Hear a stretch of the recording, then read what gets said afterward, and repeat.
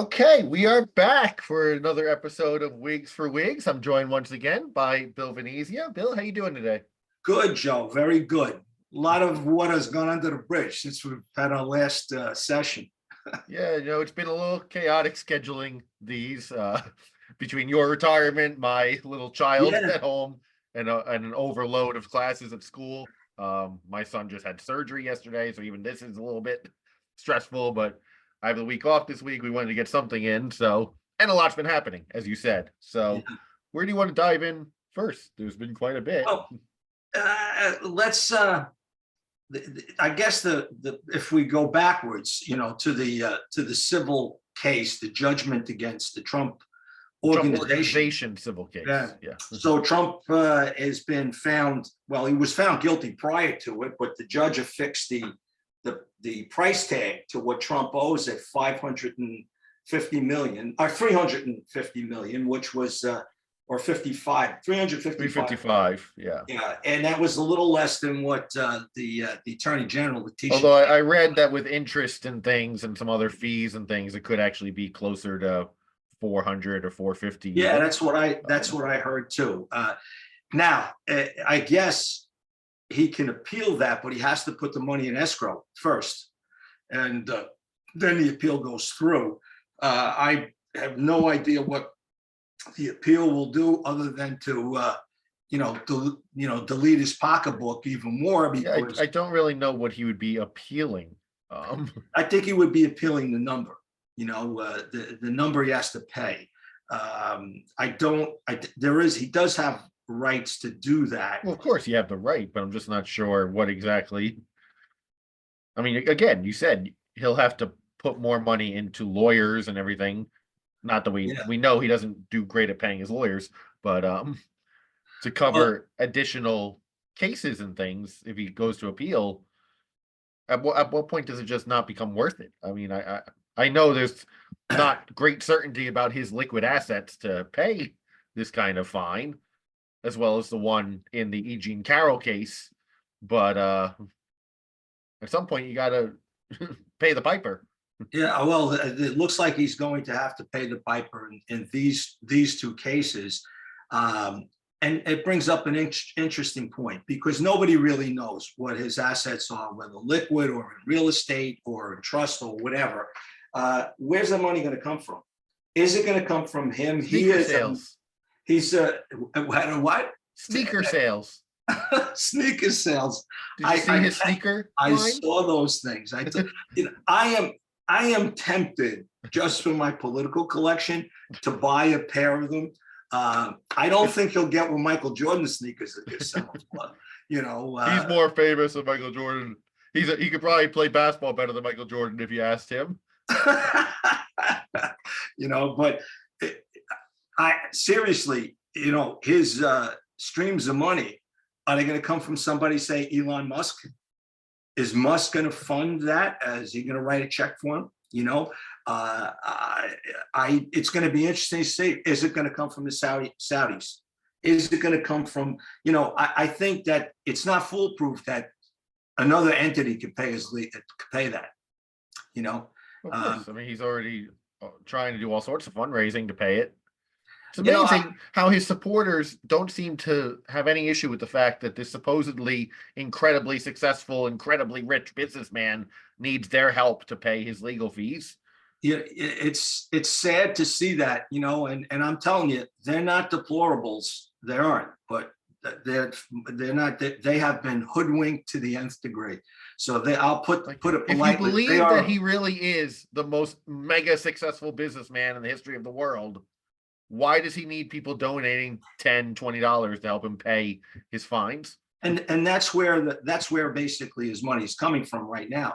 Unfortunately, that money's been used to pay their legal fees, his legal fees. He's paid an estimated 55 million in legal fees. The lawyers have caught up to him because his lawyers are not basically taking, a small retainer. They're asking for the monies up front. And then whatever, imagine what they're billing out. Except maybe this Alina Habba lady who seems to be just not much of a lawyer to begin with. How did she pass the bar? It's amazing. From what we heard about what happened inside the courtroom, because again, there's no cameras in a courtroom in New York, but the kind of basic things that she was getting scolded for by the judge are just remarkable. I mean, it really does seem like something that somebody who's an actual practicing lawyer should not be having an issue with that. How to introduce evidence into a case and things like that. Like, yeah, it doesn't make any sense, but that's well, you know why she has the job, because she looks pretty on camera. she's a nice looking lady. She really is. I guess that's it. I guess that's how he hires them basically if they'll take the job, number one, and number two, if they're female, it has to be that they're attractive. Yeah, because the ratings, if they're male, they have to be kind of a blowhard, well, the aggressive guy, person. Moving over to the case in Georgia, which seems to be like on hold right now because of the judge's decision. Yeah. When, not that the attorney is supposed to be very good, who's representing him in Georgia. He's supposed to be a good attorney. And he brought the case up, but it was so lean on evidence to support the claim that they're prejudiced or that, it's a conflict of interest. I don't know how that interest is what they were accusing. Yeah. Yeah. But they didn't supply the evidence to support that. It didn't come out in both those days of televised hearings. When does the judge make a decision, or is that indefinite or indefinite? I believe soon. Soon. I would that great legal specific term, soon. Yeah. He's great at one thing. They can stall. I mean, that's like all he's trying to do. So this is better than North Carolina's four corners, in basketball. just basically sit on it. As a UNC fan, I appreciate that. But I went, by the way, just as an aside, I went to see Hudson Catholic play St. Peter's Prep for the you went to the game on the weekend? I went to the game. I wasn't able to go. Packed. It was packed. And I watched a little bit of it on YouTube because they live streamed it. It wasn't a great quality, but I was able to watch some of it. Well, the actual quality of the game was a little less too. Hudson Catholic plays phenomenal defense. They can get inside. They can rebound for their size. Neither team was that tall. Yeah. Prep could shoot from the outside, and that was the bugaboo for Hudson Catholic. They forced it because of their defense to go to overtime, but they got worn out a little bit, and they ended up losing by 6. But it was and the kid who was the All-American, came up a little bit short. He didn't have a good game, but it was great. And the thing was, I said this all year long with them, that their offense was so dependent on him. Yes. Like he scored about 90% of the points for the team throughout the season. Yeah. And I don't know, you can't really count on that every single game. If you play a good team, St. Peter's Prep is certainly a good team. If you play a good team, they're going to take him away, or limit his production, which they did. He came on at the end of the game, and he was the one who forced the overtime. Yeah, I mean, because they were down towards the end, and they were able to tie it up with the. But it's the law of diminishing returns. But to get back to Trump, when do you think the Supreme Court is going to basically rule on the immunity? Because everything's on hold. Yeah, he made the appeal. Yeah. It's on an accelerated timeline that he had to make the appeal. I really hope the outcome is the Supreme Court simply says, we're not touching this one right now. You have to go to trial. And if you're found guilty at trial, then you can appeal these constitutional issues and we'll deal with them again. But every court at every level has been unanimous on this topic. I mean, there's been no dissent at the appeals level. There was no dissent among the panel of judges that ruled on this. What is there possibly for the Supreme Court to take up on this question of whether he's immune? There is no disagreement among the legal, the judges that have ruled on this issue so far.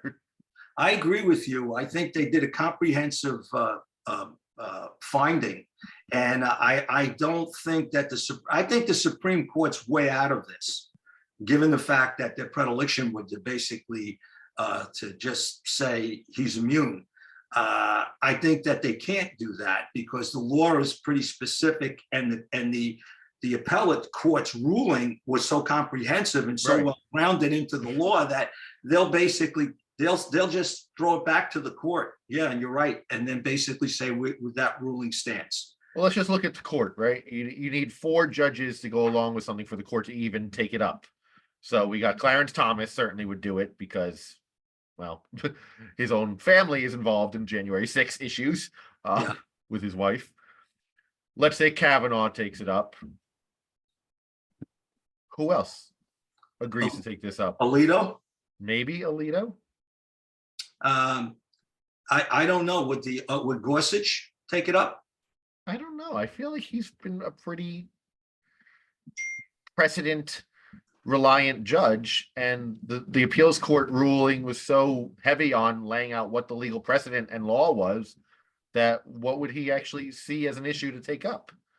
Yeah, I think the easiest way for the Supreme Court to go, if you want to be a little bit cynical about the Supreme Court, which of course nobody wants to be, they're pillars of justice, but they also heard the case about Trump's eligibility to be on the ballot in Colorado. They could, I think, issue their ruling that he's eligible still to be on the ballot, and within a day or two of that issuing, say, but we're also not going to take up the immunity case. So that's a little bit of a 50 both sides. that, yeah, Yeah. we're giving you this one, Trump, but we're not even going to bother with this one. Come back to us later if you're found guilty. I mean, all of this is dependent on him being found guilty anyway, right? You got a unanimous jury. That's going to be an issue. How do you put a jury together in a trial for Donald Trump? In Washington, D.C., it'll be tremendous. Anywhere. How do you find 12 people who have not expressed an opinion about Donald Trump? Now, would Donald Trump have the option? This is where we need Ed DeFazio. Would Donald Trump have the option of basically presenting to a judge and getting a judge's decision rather than a jury trial? Or is that passed? I don't think he would want to take that chance with Judge Chutkan in the DC case. No, I don't think he would either. You're right. That's not an option. Well, you know, she's been pretty harsh on she's heard a lot of January 6 cases and been pretty tough on the people. Well, when you get death threats, I think that does jaundice you and makes you. Yeah, I mean, that's what you should be doing, I think. But I don't think that would work in Trump's best interest to leave it up to Judge Chutkan, unless he could somehow get a change of venue and a change of judge. Although they already tried that. They tried to disqualify Judge Chutkan from the case, and an appeals court said that's nonsense. Well, so we're frozen with the federal. We're kind of frozen with every case except for the New York hush money case right now. Hush money case. Because I don't know what the hell's going on in Florida with the classified documents case. That's, you know what? I don't either. This judge has just kept on, as everybody kind of suspected she would. Yes. Has just kind of let it go. You know, so there's been no progress on that case at all.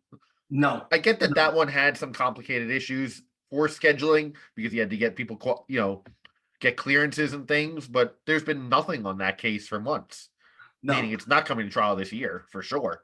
Definitely not. Definitely not. So that case is out the window. The Georgia case is up in the air now because of the issues with the prosecutor, which who knows when the judge will rule on that. What do you think the judge is going to rule on that? I think they're probably going to leave everything alone. My personal opinion is based on not religiously watching the 2 days of testimony. Yeah, I didn't either. But I watched a little bit of it, but I trusted the people who basically kind of dissected it, what they felt, and I think that it's going to stand and that's going to go to trial. You then have to still schedule that, so you have to get that back on the schedule. So that's up in the air and indefinite for now. Probably not before the election. Yeah. Well, you never know. I don't know about that one. It all depends on how quick that judge moves. Now, don't you think behind the scenes, that judge, who is a Republican, has basically been entreated by sources unknown on behalf of Donald Trump to stall it out at the very least? Well, certainly. Yeah, I'm sure. I don't have any doubt about that. So then you're left with the New York hush money case, which is set now on the calendar for March. March 25th. Because they were a little bit up in the air calendar wise because of the federal case, but because that had to get taken off the schedule during appeals about immunity. The New York case is set now. That's going to be the first one to go to trial, for better or for worse. And then everything I've heard has been that if the Supreme Court were to step in soon and say they're not going to take up the immunity question, that they could probably get that case back on the trial schedule for maybe the end of May or June. So right around the time Donald Trump is wrapping up the Republican nomination and officially becoming the nominee, he'll also be starting his federal insurrection. I mean, I know he's not charged with insurrection, but the case related to January 6th. Yeah, I think that, I think that the New York case is important because number one, it's a criminal case. Yeah, it's a crime. We talked about It's a this crime. before when the case was first brought and how everybody was like, well, I don't know about this. And it's a crime. Again, if we had the legal expertise of one Judge Ed DeFazio, we could basically delve into that a little bit with regard to. We had him on shortly after that charge was brought against Trump, that indictment. And he was saying, it's a bit of a novel legal theory to make it a felony because you have to connect the falsifying of documents to another crime. And here they're connecting it to a federal election campaign finance violation, which that's a little bit novel that you're connecting a state crime of falsifying documents with a federal theoretical crime of election campaign finance violations. But it is a crime. I mean, even if you just take the misdemeanor part, it is a crime. He falsified documents is what he's accused of doing. What's interesting with the case, that's what he was just ordered to pay $350 million for doing. That basically verdict in the civil trial, that stuff becomes evidence in this trial. Yeah. And how does Trump call, for example, his CFO Alan Weisselberg as a witness now in his New York criminal trial, when it looks like Weisselberg's about to plead guilty for a second time to perjury? Yeah. I mean, which is going to land him back in Rikers. I mean, I know Michael Cohen is a prosecution witness in that case, and he pled guilty to perjury also. But, if Weisselberg pleads guilty twice, then you have a two-time perjurer versus a one-time perjurer. One-time perjurer. Who are you going to believe? It all comes down to this. I mean, commonsensically, if you look at this, if a man went to jail or two men went to jail for stuff like this, how is he not guilty when they're acting on his behalf? As a layman, as a legal layman looking at this, if Michael Cohen went to jail, and not only did he go to jail, when he was released, Trump's Justice Department threw him back in jail.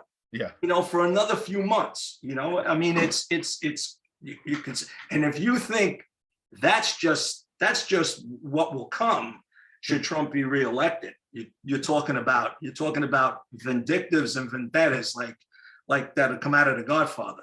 Yeah. Or out of Russia recently with the death out of Russia. Yeah, it's a sin. Why don't we shift a little bit to the sad saga of our governing bodies in the Congress and in the Senate? I cannot believe that the Speaker of the House, who has a picture in his office of him and Trump all dressed up in "Make America Great Again" attire, is not allowing this to go forward, because both houses would pass it ultimately. Yeah, it would get passed if it went forward in the House. The damage to the United States is already done and only going to get worse. I mean, it's criminal. And yet they're basically fussing. How do these guys go home and run on "I'm the best friend of Israel," which a lot of them do? Yeah, they do. Yeah, or they're holding up the aid to Israel, or they care about America's, national, or that they care about our place in the world. Yeah. I mean, whether it's Taiwan or you can see the dominoes falling here in terms of the world, or in terms of people coming to. They keep saying America's not respected anymore. Well, we're not respected anymore because you're breaking America's commitments to our friends. Yeah. I mean, when you think about The it, global order that's held things together since the end of World War II. yeah, NATO, and that organization has kept Europe anyway, and mostly the world, out of a bigger conflagration. I mean, it's not looking good. I mean, I hate to say it. I mean, I say this with other people all the time who I talk politics with, which is a shrinking number of people. But what would Ronald Reagan or my hero John McCain be thinking right now with the way the Republican Party is approaching foreign policy? It's spinning in their graves. Ronald Reagan, who called the Soviet Union the evil empire. Yep. When Mikhail Gorbachev was not 1% of the evil person that Vladimir Putin is. Yeah. No. And now you have Donald Trump saying, oh, Russia should be free to attack anybody they want. And actually, I would tell them and encourage them to attack anybody. He identified Poland, yeah, as where we have basically put a number of troops. And sadly, where I have a. Well, he's never imported a wife for himself from Poland, so I guess that's not a country that matters.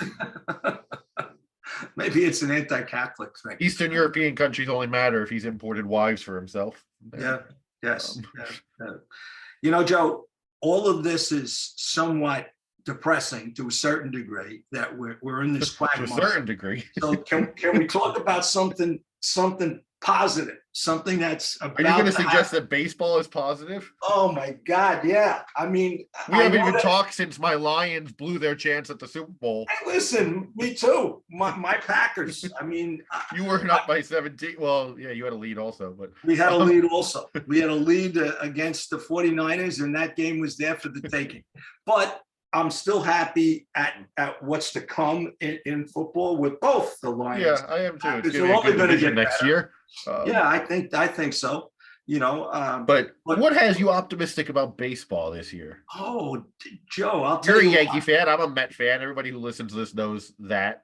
But I just think that hope springs eternal. Oh, okay. And I just kind of think that you're like, is it Rogers Hornsby who said that when winter comes, he just sits and stares outside and waits for spring? Was that? I forget who that was. I think it was Hornsby. The Yankees play the Tigers on Saturday, though it's not on. Yes, it might be on the radio, but and I'll even listen to that nonsense. Oh, I do too. I listen. I watch or listen to any of the preseason single A players playing acting like they're major league. I'm excited. We're still alive. We're getting Snell, the Yankees. We got Soto. I mean, short up. Well, that's true. The Yankees added Soto. They've done a little bit. But, and by the way, Juan Soto is going to hit 70 home runs in that stadium. You know what? Here's the funny thing. He doesn't hit his homer. He's not a dead pull. Well, he's not a dead pull hitter, but I think he's going to start being a bit of one. He might. That might hurt him. The allure of that short porch. But I really think that the Yankees, being the new Yankees, the Steinbrenner 2.0 or minus 2.0, I'm not sure they're going to sign him for long term, because he's going to ask for the moon. He's talking about. I think the Padres. I don't know if you trade for him if you don't plan to sign him, or at least make a serious run at it. I think they'll make a serious run at it. I think the Mets' frugality is based on the fact that, okay, we'll get him. Well, the Mets, I mean, apparently even told Max Scherzer last season before trading him that their plan was 2025. They were going to compete again. So did you want to stick around until then, or do you want to be traded? So we've kind of kept consistent with that this offseason. The Mets did not make much of a splash. We really went off after that new Japanese pitcher, and turns out he was really just using us to drive the price up for Los Angeles. Oh, absolutely. He never intended to come to New York. He and the other Japanese player, there was no way they were going anywhere but the Dodgers. Well, the Mets didn't make a serious push for Ohtani in the end. But I don't think Ohtani had any intention of ever coming east. You know what I mean? The Blue Jays were the ones that seemed to be the patsies for Ohtani in his negotiation. I mean, it's interesting. I kind of like the David and Goliath with the National League, because the Dodgers have done this before. Yeah. I mean, they've pulled off one World Series championship. Well, that's the amazing thing, that with everything they've spent and added over the season. last several years, they've won one World Series. Yeah, I mean, and look what the Arizona. Even at the trade deadline, every year it seems like the Dodgers somehow are able to get everybody they want. I don't know. Now, where I want the Department of Justice to investigate is how the heck did they pull that off with Ohtani, deferring all that money? All of it, yeah. $2 million a year they're going to pay. He's going to make that money in endorsements. That's, like in Japan and the United States. Yeah, he's not going to struggle for money. But oh no, absolutely not. But ultimately, that Major League Baseball also has to make a change. They can't Yeah. let teams get out of luxury tax obligations and things by doing this. Yeah, I Because mean, this was definitely an end run around. everybody's kind of taking advantage of that, all the big market teams with some deferred money. But this was just a ridiculous example. This took it to the extreme of Now, $70 million a year becomes $2 million a year. Are you kidding me? it's you know what, it's going to be interesting to see if they change the rules, but ultimately the Dodgers are going to have to pay the piper at some time. This is like selling your soul to the devil. The bill comes due. You know what I mean? No, who Bobby knows what Bonilla will never get his money. Who knows what the threshold will be with salaries by that time? Because you're talking about 10-year deferred. Well, I think that's kind of what they're betting on, is that salaries will have escalated so much, and inflation and other things, that it will actually save them money in the long run. Well, Which I've seen analysis, I'm a Mets fan, of the infamous Bobby Bonilla contract, where the Mets pay him $1.1 million for 30 years, which is still going on, rather than paying him the $6 million he was owed when we released him. And somehow, these math people, nerds, say that somehow that saved the Mets money because of what the value of money has changed over time between 2003 and now. I don't get how that could possibly be the case, but Bobby Bonilla's $8 million at 8% is now, which they owed him, is turned into $33.5 million. God bless him. God bless him. If there was ever a guy who should be count as lucky stars and praised free agency, it's Bobby Bonilla. Well, you know why the Mets did that, right?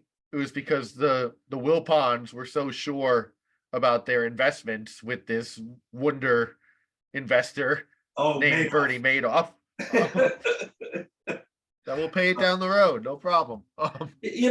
Joe, I when I look at the Mets and I look at the Yankees, I think the Mets were, like really short-sighted. Now they have some gambles. I think they basically did a decent job in shoring up that bullpen, which they're going to need it. The bullpen is going to be better. There's no doubt about that. I mean, Edwin Diaz coming back alone. Just Diaz coming back. But that probably is worth 10 to 15 losses itself last year, was the Diaz injury. Oh, easily. Because everybody had to move up a spot in the bullpen, and they weren't capable of doing that. Now, what do you think they're going to get out of that rotation? That's the most worrying part. Yeah, I mean, I honestly think they're gonna be able to hit. But let's talk about the 800-pound gorilla. What are they thinking? Why is Mo Vaughn back? What are they thinking about Alonso? I don't get it. I tried to make a bad Mo Vaughn joke there, but about the 800-pound gorilla. But yeah, Mo Vaughn. I remember somebody saying Mo Vaughn was complaining about sitting on the bench with the Mets. How do you think the bench felt about it? Oh God, yeah. But I don't understand it. I don't understand. I don't know why they haven't signed him yet and locked that down. Yeah, I mean, is he represented by Boris also? He is. He's a Boris client. There's the so reason. That's part of it, but they haven't even entered into any kind of serious negotiations about it. No, all they did was talk about this 1-year contract. That's it. I'm wondering, if he's gonna, if the lack of any kind of progress is gonna push him out the door. I'm worried about that myself, because I like Pete. I do too. I think he's. I honestly believe that WFAN, in the person of Sal Licata, has alienated, who's a supposed Met fan. He started this nonsense that he's not a good clubhouse, Yeah, I know. How does he know? How does he know? Has he been in that clubhouse? I guess he has. But I'm just looking ahead to what could their plan possibly be? It can't be that they plan to go to a different first baseman in free agency next year, because here's the free agent first baseman after this season: Pete Alonso, Josh Bell, who Josh Bell is a fine backup he's major about league 40 player, years but old. Paul Goldschmidt, who would have been great 10 years ago, but he's going to be 38 years old next year. You're not signing him to a long-term contract. Rhys Hoskins, Trey Mancini, Anthony Rizzo, unless the Yankees exercise an option on him. Carlos Santana, who's just as likely to retire after this year. Another guy that's pretty old. Rhys Hoskins signed a 3-year deal with somebody. But he can opt out after this year. He can opt out? He has an opt out after this year. All right. Okay. Rowdy Tellez, Justin Turner, and Christian Walker. That's all the free agent first baseman after this season. Did anybody sign Justin Turner? I think he was with did. He was with Toronto. Toronto signed. Yeah. I don't know. I guess he's going to play third base. Yeah, he signed with Toronto. So. They're not bringing Chapman back. I mean, no, Chapman's still out there. So yeah, I mean, it's interesting to see too all the Boris people who are without contracts right now. Well, that also, I mean, looking at that list, that could be part of Boris's idea that Pete will clearly be the cream of the crop of free agent first baseman next year. Yeah. You know, again, Paul Goldschmidt, if it was 7 years ago, fine, but he's going to be 38 years old. You know, he's not. What do you pay him? What do you pay Alonso? Is he going to get Judge money? Judge money, is he as valuable? I don't think it's quite Judge money. All right. Because look, Judge has an MVP. Judge has some other hardware and things that. I think Alonso has more home runs than Judge over the past. He does over the course of the time that he's played. I don't think the number is significant, and Judge has missed time. Alonso really only had one injury. No, he's there all the time. That's another thing. He's durable, you know, and he's improved as a first baseman defensively. I think Alonso doesn't get enough credit as a first baseman. I agree. I think people think back to the first couple of years of his career when he was kind of stumbling around out there, and they look at him and he doesn't look all that athletic at first base, and they unfairly judge it. I think he's actually a fairly solid first baseman. I agree. Defensively. I agree. You know, I agree. I'm thinking he's going to probably ask for 3 and settle somewhere between 250 and 3. I think he'll probably get around 3. Yeah. Yeah. I mean, and truthfully, there are teams that are looking that want him now. I mean, you're talking about, I don't know how much the Brewers are going to be in that race. You know, they take him as a loaner. That's for sure. If the Mets decide they can't sign him. But in terms of teams that would shell out the money, I mean, Chicago. He'd kill that. That's who I was thinking of first. Also, Chicago. Chicago. He'd kill that stadium. You know what I mean? And you know what? They'll support him because those fans are more long suffering than Met fans. You know. How about Chicago just hiring away Craig Counsell as manager? Nobody knew it was coming. Nobody even knew that they interviewed with him. No, but for him, they gave him pretty good security. Plus, they're giving him, I think, is $8 million a year. Yeah, that's a lot of money for a manager ever. Yeah, I mean that's pretty darn good. I think the Yankees. I think Aaron Boone is going to be looking over his shoulder. They get off slow. He's got Joe Girardi in the yes booth. Yeah. I was not excited about the Mets managerial decision either. First of all, I never thought they should have fired Buck Showalter. I didn't think that was the right call. I think I'm a Bucks fan, but also it wasn't his fault that Edwin Diaz got injured and some of the other things went wrong this year. I mean, I think we did as well as we could have, really, with some of the circumstances we were dealt. I think that's a shame. I think Buck was a good man. I think Buck was hamstrung. He came out with it, although he's pretty much a good soldier. That hey, the analytics people told me. But he acquiesced to it. And he managed the press well in New York. Oh, God. Which is something you can't know how a manager is going to do until they've done it. And Buck was a star with the media. He was. There was never, negative stories really coming out about the Mets clubhouse and things, other than some of the garbage about Pete not being a good presence. But all the nonsense that we had under previous managers stopped with Buck because he could manage the press. And I don't know how this new guy who we took away from your Yankees, Carlos Mendoza, is going to do. I think Carlos Mendoza was pretty well respected by all in the Yankee organization. I'm glad he got a job. It's kind of funny because the former Met manager before Buck went to the Yankees to be the third base coach. Yeah. And honestly, he's younger. And that guy's going to get another opportunity, I think, down the road at some time. But I think that managing this team is not going to be easy, but I think he'll get the most out of that team. I think he's a pretty sharp kid, and I think that he was listened to, a lot by Aaron Boone, who I think is also a good manager, but I think he's. But there's also, there's intangible factors that, like, we know Francisco Lindor really liked Buck Showalter. Francisco Lindor is one of our centerpiece players of the next 7 years still. He came out, he supported him after the season was over. He came out and said that Buck was a great manager. I love playing for him.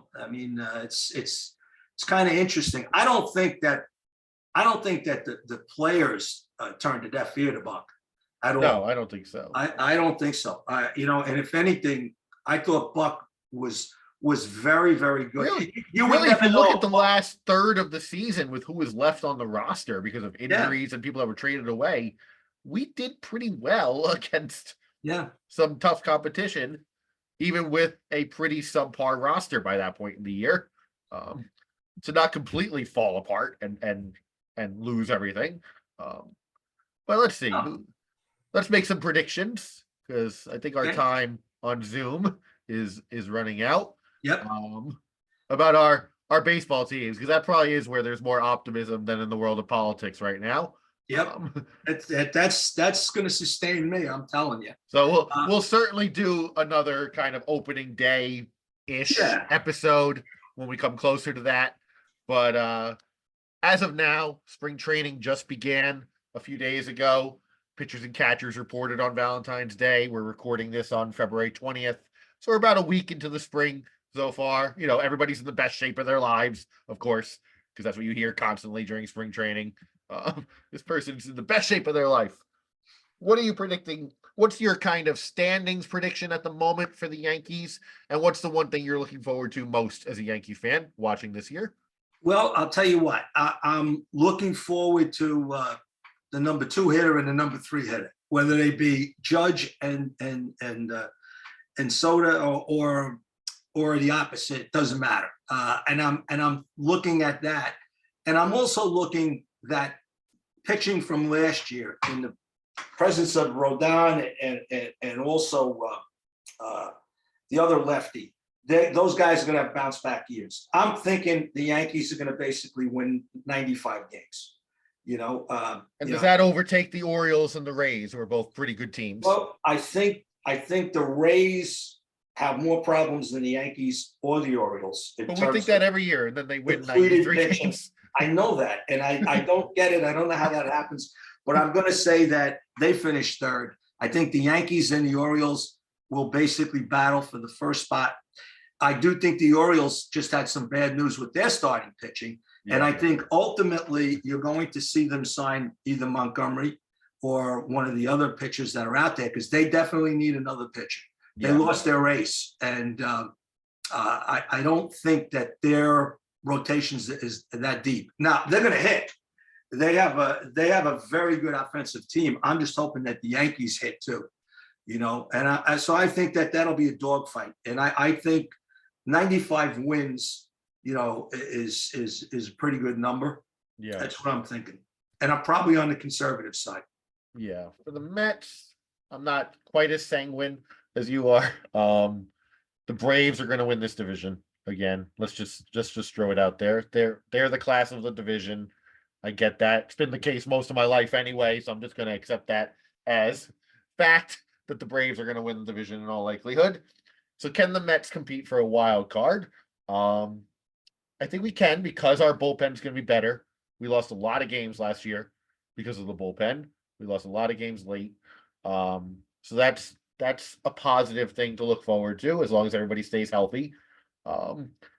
The thing I'm most interested to see this year with the Mets is how some of the young guys perform, because we didn't go out and sign a third baseman. We're counting on Brett Beatty and Mark Vientos or somebody to work out at third base. And they were disasters last year. There's no way to get around it. Beatty came up, was hot for about 3 days, and then the rest of the year it looked like he had never played baseball before. And he ultimately got sent down, which is fine. Players get sent up and sent down. I mean, sometimes you still got to work it out. The guy looks like he's 12 years old. I know he's 20 something, but he has to bounce back this year because the Mets have put a lot into Brett Beatty being our third baseman. We've passed on opportunities for trades over the years. We haven't gone out and signed people that are available. So I'm going to be watching Beatty probably the most of anybody on the Mets. The other thing I'm watching, what is Starling Marte's health this year? Well, because that's a good one. Yeah. Right, we have Bader and Nimmo. I don't know which is going to play center and which is going to play left, but they'll play whatever. They're both pretty good in both, so that's fine. Both of them can hit. Kind of what you're going to get from them. Starling Marte has really had one healthy season his entire career. It's the year that he led the league in stolen bases a few years ago. Other than that, he's had injuries every year. And last year, there was a little bit of deception with the Mets going on about what exactly was wrong with him. He never really was healthy all year. You could tell it just by watching him, even from the beginning of the season, that he wasn't running the way he should be. So I think that's a big X factor for the Mets is what is Starling Marte's health? Because we don't really have anybody else to plug in there if he's only going to play under 80 games. Even if he's not going to play 120 games, the Mets don't really have a fourth outfielder who's a solid contributor to plug in there. Certainly in combination with what is Beatty giving you at third, because you can't be weak at third base and right field. It's interesting. If you're going to score runs, you need production from those spots. If in fact you had a serious injury to a minor leaguer who was on the come, Mauricio. Yeah, Mauricio. That one hurts a lot. I was looking forward to Mauricio this year getting a shot. You get a shot at second base. You can move if Mauricio was healthy. You could have moved McNeil to. Well, that's right. The option the Mets have is to throw McNeil into right field, which he can do, and that's fine. Yeah, absolutely. But then you have to have somebody else, and it was going to be Mauricio, but that's not possible now. So we don't really have a second baseman if you do that. We have Joey Wendell, who's like a 205 hitter throughout his career. That's a bench player down the bench. I mean, so I have the Mets for 40 man open right now, and that was pretty much what we had. So there's but that they have some shortstop / second baseman down below. I have a solution to the third base problem, and potentially your problem if you don't sign Alonso. Beatty to first base and sign Chapman. Yeah. It solidifies the infield. Still doesn't help you. Well, you still have McNeil at second base. I think he's very competent, McNeil. I think he's a good. I do too. I think he's good in second. He's good in the outfield. Yeah. Just looking if the Mets were to try to just sign somebody else to play second base to throw McNeil out in right field. Right now, Elvis Andrus is a free agent. Not a bad move. Yeah. Jonathan Scope, who had some up and down time with the Orioles over the years. Yeah. Gene Segura, who won a batting title one year with Milwaukee, but has gone downhill since then. And Colton Wong, who is what he is. You got these guys all down. I know Colton Wong's from Korea, right? I believe so, yeah. Well, listen, Joe, that's the beauty of baseball. I mean, even though it's cold outside, games start this weekend down in Florida. Games start. Yep. And it'll take our minds off the depressing political. We'll have some new energy from Mets spring training games because Daniel Murphy is going to fill in the booth a little bit for the Mets. Oh, that's good. Good. As long as he doesn't talk politics. One thing I really like about Steve Cohen. I mean, I know he's spent on the team, and that's great. But also, he's just done a better job than the Wilpons ever did at keeping the Mets alumni involved with the team. Oh, absolutely. You know, Absolutely. bring back fan favorites and And you know, bring back old timers day and retiring numbers and I understand the reload this year is gonna, you know, like gonna manifest itself in 2025. Because don't forget, they did get a bundle of younger players who need the minor leagues this year from trading those pitchers. And they're carrying those pitching salaries for the most part on their payroll this year. They are. They're paying So all it's dead cap. It's dead cap. They're paying most of Scherzer's. Yeah. So I honestly think that you know, they're going to reload next year big time, and I think part of that is they'll make a push for. You know, who could be a second baseman is Ronald Acuna's younger brother, who we traded. Yep. Yeah, he's shortstop, right?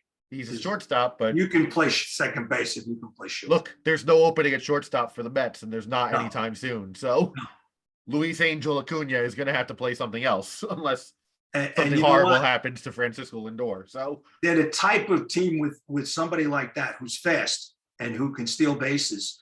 They'd be fun to watch. You know, that'll put a spark in the fan. And they have him on the 40-man roster already. Yeah, Acuna. So there's a chance we'll see him get a cup of tea this year, but maybe to set up next year.